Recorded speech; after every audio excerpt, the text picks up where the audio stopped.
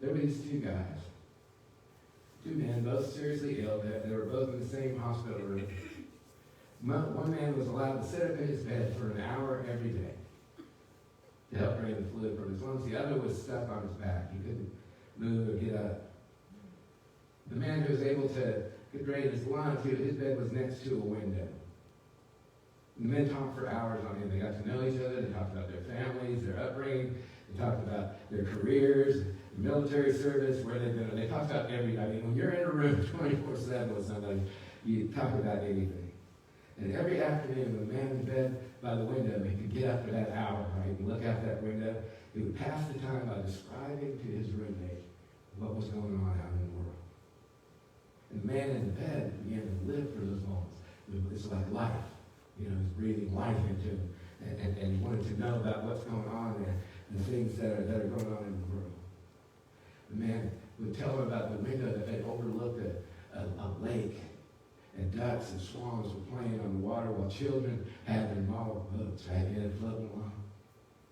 Young lovers walking arm in arm amidst the flowers of every color, and then you could see the city skyline in the back, kind of like if you're on Stone Mountain, you look out, you can see the city skyline. And as the man by the window described all of this in exquisite detail, the man on the other side of the room would close his eyes. You've done this. Just close your eyes and try to take it in and take in the picturesque view that was being described. One afternoon, the man described a parade that was going by. And the man couldn't hear it, but he could see it in his mind's eye with this parade and all of the things that were going by. And days and weeks passed for these two. One morning, the nurse arrived to bring water for their baths, only to find the lifeless body of the man by the window who had died peacefully in his sleep.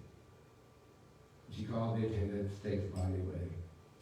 As soon as it was appropriate to do so, the other man asked if he could be moved closer to the window. He wanted to look out and see all these things. He got in that bed and he slowly, painfully propped himself up on an elbow. He wanted to take his first look at the real world outside. And he strained and he looked out that window and he saw the blank wall.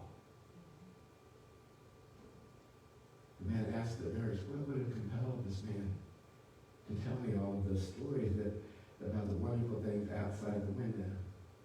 And the nurse told him, well, that man was blind. He couldn't see.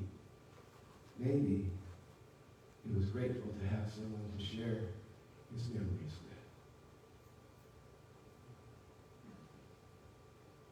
Gratitude changes